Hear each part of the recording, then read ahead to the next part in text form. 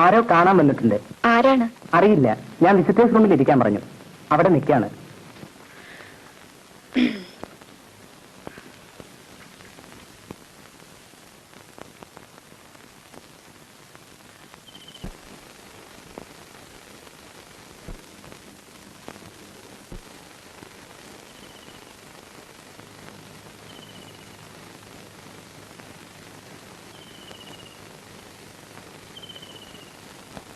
രണ്ടു തവണ കാലത്ത് ഞാൻ ഫോണിൽ ട്രൈ ചെയ്തു. എടുത്തത് തമ്പരാനാ. ശബ്ദിക്കാതെ താഴെ വെച്ചു.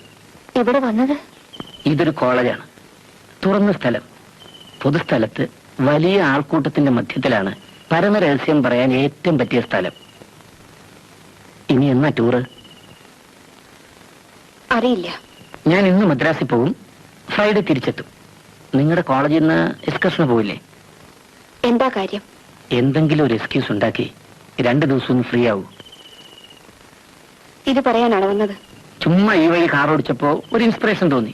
വന്നത് തെറ്റായി പോയോ? അതുകൊണ്ടല്ല. മടങ്ങി വന്നിട്ട് വിളിക്കാം. ഒരു യാത്രയുടെ പ്ലാൻ. അപ്പോഴേക്കും മനസ്സിലൊന്ന് ഫോം ചെയ്. വരട്ടെ. ബൈ.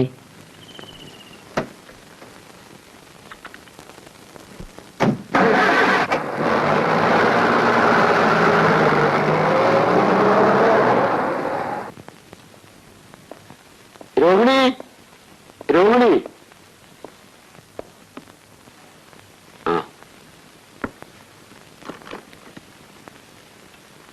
എവിടെയത്? ഇവിടെ എവിടെ ഉണ്ടായിരുന്നല്ലോ. കിട്ടി. ആദ്യമായിട്ടാണ് ഞാൻ ഇത്ര ഒരു സാധനം കാണുന്നത്.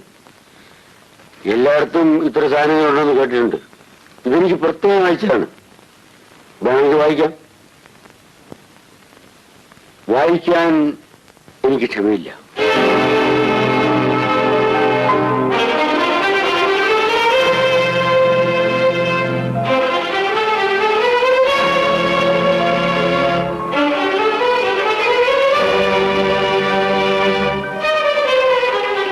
ഓഫീസിൽ ചവിട്ടി വിട്ടിട്ടാൽ സൂപ്പറും പ്യൂണും വായിക്കുമെന്ന് വിചാരിച്ച് എടുത്തിട്ടു.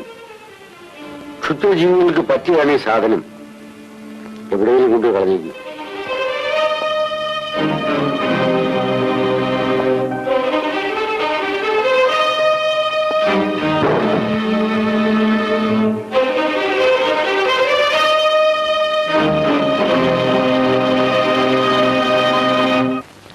നന്നായി.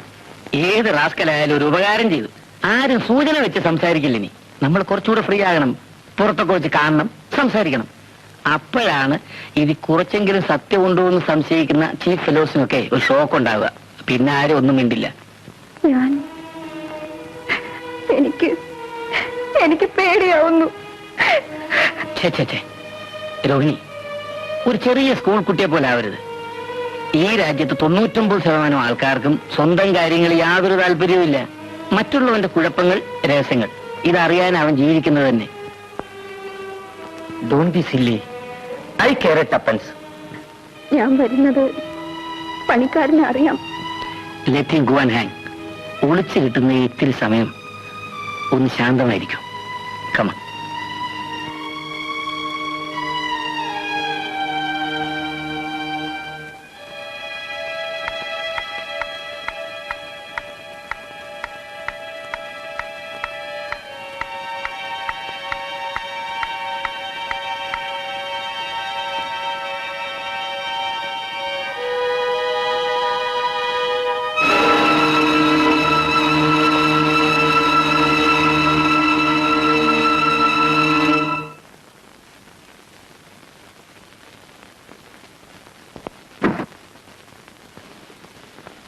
Rohini, I am ready.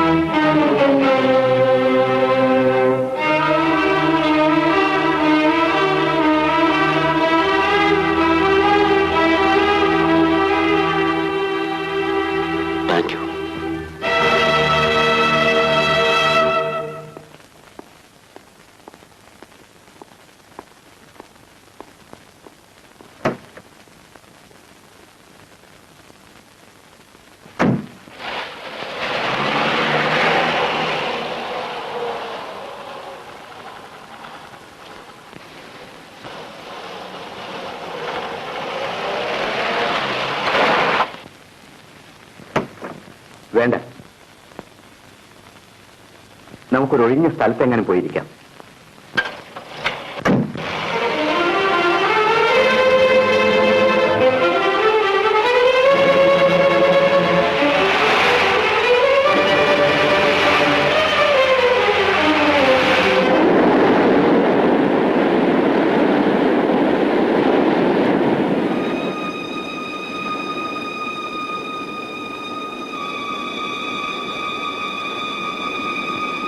Rohini, ഇവിടെ വരൂ.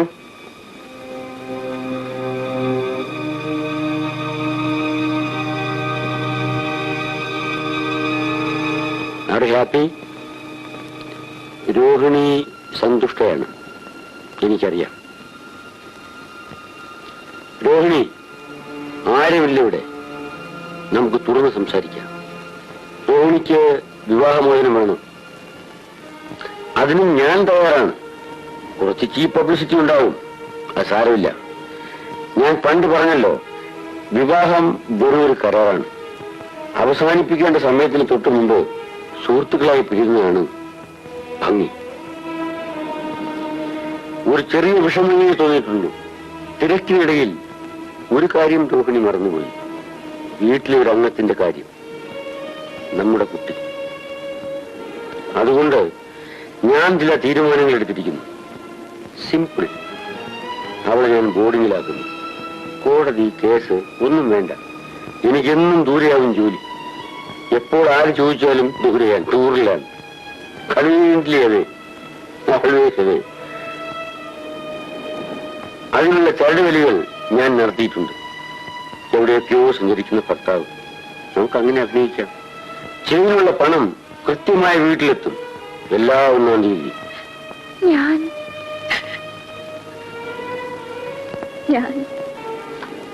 കരഞ്ഞാൽ ആശ്വാസം കിട്ടുമെങ്കിൽ കരഞ്ഞോളൂ. ഇപ്പോൾ പിന്നെ കരച്ചിലിനിടയില്ല. സന്തോഷം മാത്രം അഭിനയിക്കേണ്ടി വരും. വല്ലപ്പോഴും ആളുകൾ ചോദിക്കുമ്പോൾ കൃത്യാന്തര ബാഹുല്യം കൊണ്ട് പലയിടത്തും കഴിയേണ്ടി വരുന്ന ഡോക്ടർ രാജയെ ഓർത്ത് ഒരല്പം ദുഃഖം. ആവശ്യത്തിന് മാത്രം മുഖത്തെടുത്ത്.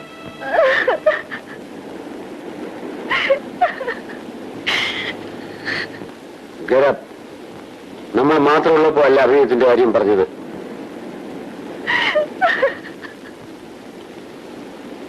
I said get up.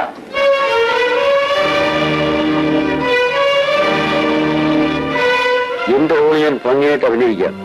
Oh, Mrs രാജയോ നാട്ടിലാണ്. She's employed. Next week tour അങ്ങോട്ടാണ്. നാടകം അഭിനയിക്കുമ്പോഴും നിയമങ്ങൾ പാലിക്കണം. കാറിൽ കയറ്.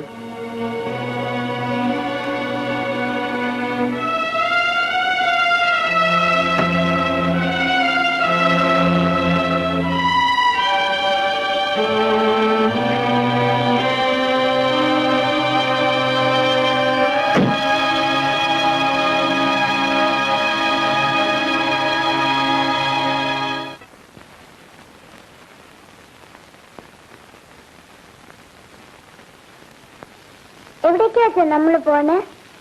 ദൂരത്തേക്ക്. അവിടെ മോളെ കാണാൻ കുറെ കുട്ടികളും ചേച്ചിമാരും കാത്തിരിപ്പുണ്ട്. അമ്മയ്ക്കൂടെ വലിയ കുട്ടികളെ പഠിപ്പിക്കണ്ടേ? അച്ഛനും മോളും തനിച്ച്. വാ, നമുക്കിനി പോവാം.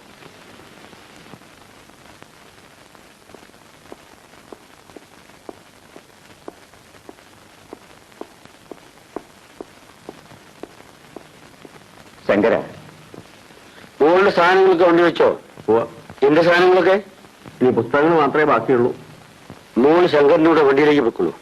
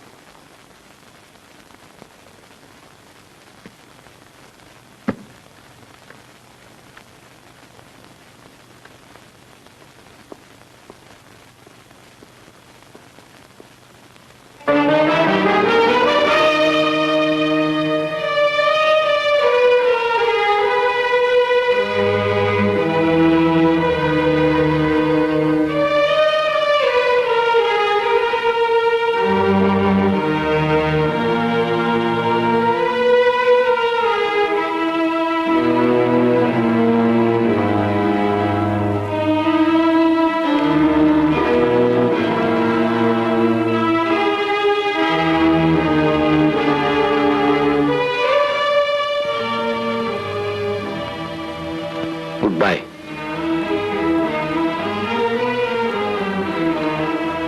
Best of luck.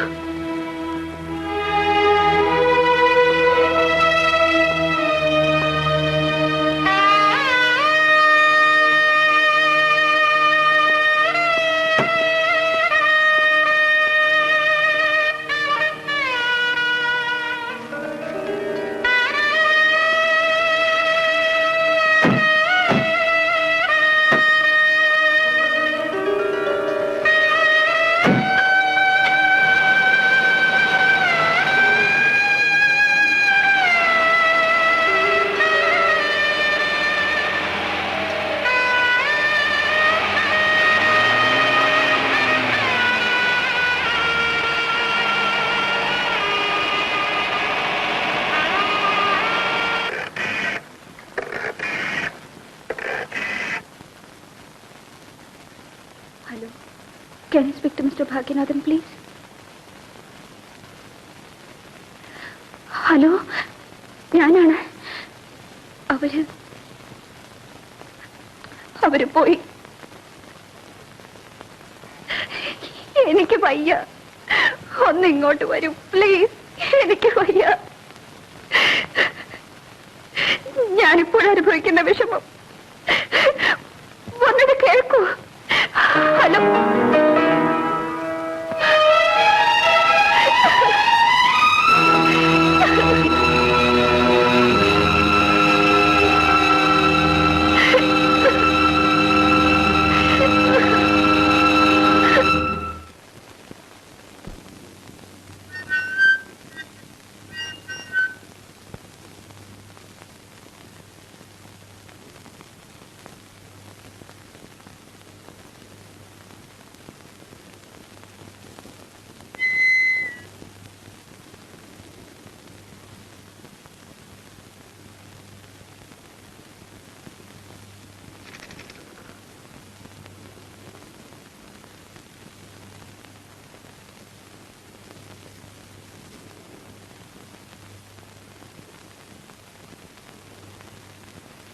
ഉമ്മറത്തൂടെ വരാം. ഇന്ന് വൈകും. കാത്തിരിക്കുന്നുണ്ടെങ്കിൽ ഉമ്മറത്തേക്ക് വരാം. അവിടെ വാതിൽ തുറന്നിട്ടുണ്ട്.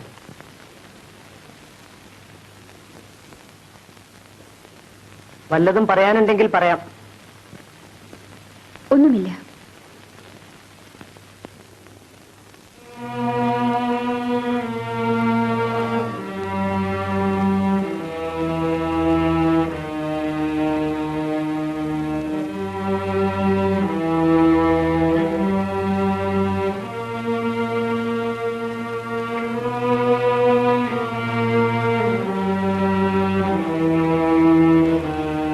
അച്ഛൻ എപ്പോ വന്നു? കുറച്ചു നേരമായി.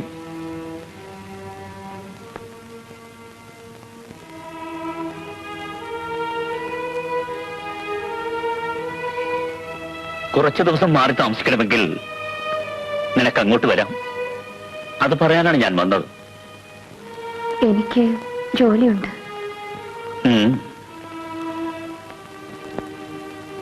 നിനക്ക് എന്ത് പറ്റി മോളെ? ഭാര്യയ്ക്ക് ഭർത്താവിനെ ഉപേക്ഷിക്കാം. അച്ഛനും അമ്മയ്ക്കും മക്കളെ ഉപേക്ഷിക്കാൻ വയ്യല്ലോ. നിന്റെ തറവാട്ടിൽ ഏറ്റവും ഭാഗ്യമുള്ള പെൺകുട്ടി നീയാണെന്നാണ് ആളുകൾ പറഞ്ഞിരുന്നത്. സുഹൃതക്ഷയം. പണ്ടത്തെ കാലമല്ല കുട്ടി. വാർത്തകൾ വളരെ വേഗത്തിലാണ് സഞ്ചരിക്കുന്നത്. നാട്ടിൻ പുറത്തുകൂടി. അച്ഛൻ അകത്ത് വന്ന് വല്ലതും കഴിക്കൂ. ഞാൻ കഴിക്കാൻ നിൽക്കുന്നില്ല. വീട്ടിൽ നിനക്കിപ്പോഴും അവകാശമുണ്ട്. അത് വിചാരിച്ച് നീ വിഷമിക്കണ്ട. ഞാനിവിടെ കഴിഞ്ഞോളാം. എന്നെ ഓർത്ത് ആരും വിഷമിക്കണ്ട. അതേ പറയൂന്ന് എനിക്കറിയാം.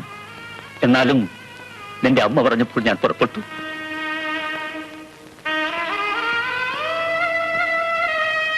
അച്ഛൻ പോവുകയാണോ? ഇതിപ്പോഴൊരു വീടല്ലല്ലോ കുട്ടി. പിന്നെന്തിന് വെറുതെ ഒരു ക്ഷണം?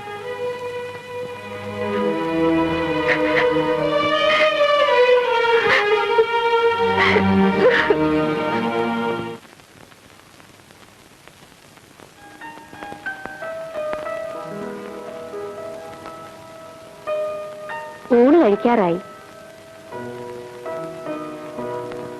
നാണിയമ്മ കഴിച്ചു കിടന്നോളൂ. എടുത്തു വെക്കട്ടെ?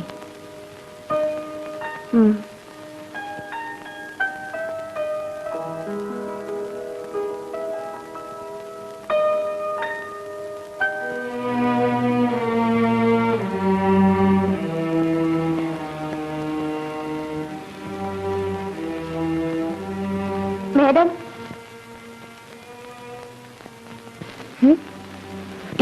ഒരു ഡൗട്ട് ഉണ്ട് മാഡം. ലിംഫോമാനിയാക് എന്ന വാക്കിന്റെ അർത്ഥം എന്താണ് മാഡം?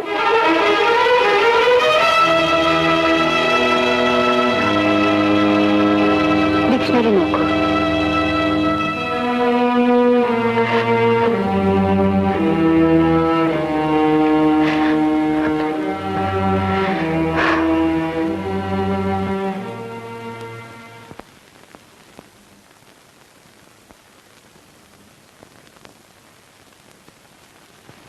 ഇവിടെ നിൽക്കണ്ട, അകത്തിരിക്കാമല്ലോ.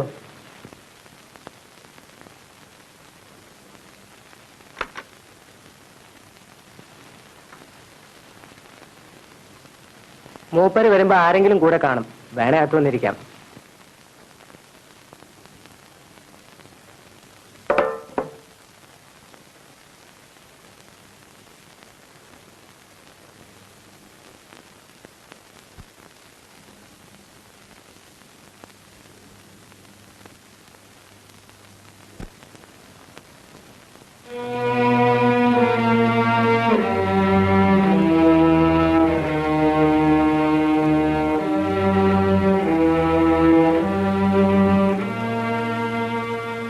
ഒരു ഫോൺ കോളിന് വേണ്ടി എത്ര ദിവസങ്ങളായി ഞാൻ കാത്തിരിക്കുന്നു.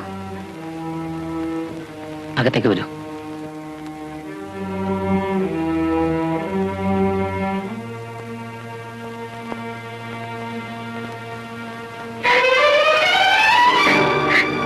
എനിക്ക് വയ്യ. ദിവസവും ഒരു നേരം കണ്ടാൽ മതി, അല്ലെങ്കിൽ ഒന്ന് സംസാരിച്ചാ മതി. സമാധാനമായി ഇരുന്നോളാം. മറ്റൊന്നും എനിക്ക് സാരമില്ല. കരയരുത്. കരയുമ്പോ കാണാൻ രസമില്ല. വിട്.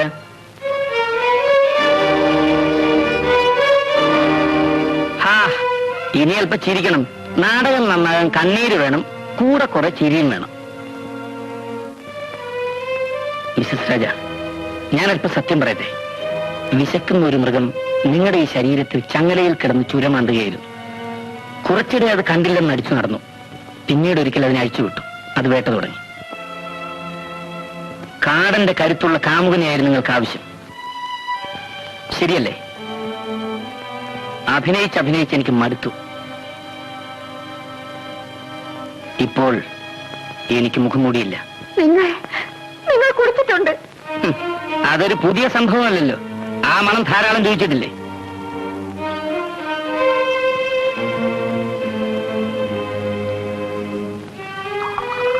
സംസാരിക്കാനുള്ള മൂടാണിപ്പോൾ.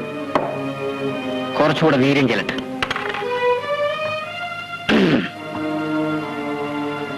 ഇതിലും ബോറായിട്ട് നിങ്ങൾ എന്നെ കണ്ടിട്ടുണ്ടല്ലോ. മിസ്സസ് രാജ, കേൾക്കണം. ഒരു ചെറിയ വീട്ടിലാണ് ഞാൻ വളർന്നത്. വീടെന്നല്ല പറയേണ്ടത്, കുടിൽ. അടുത്ത് ഒരു കോവിലകം. അവിടുത്തെ അടിച്ചുകളിക്കാരിയായിരുന്നു എന്റെ അമ്മ.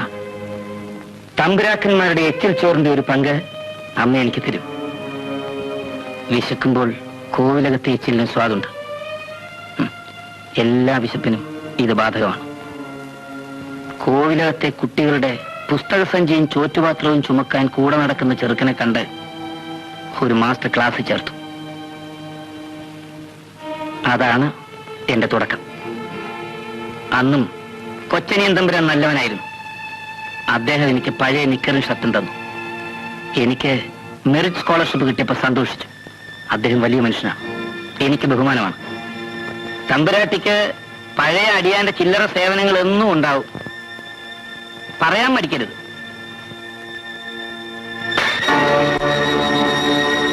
നാടകം അവസാനിപ്പിക്കുന്നത് നല്ലത്. നമുക്ക് സുഹൃത്തുക്കളായിട്ട് കൈപിടിച്ച് പിരിയാം. ഒറ്റപ്പാട് ഹിസ്റ്റീരിയം വേണ്ട.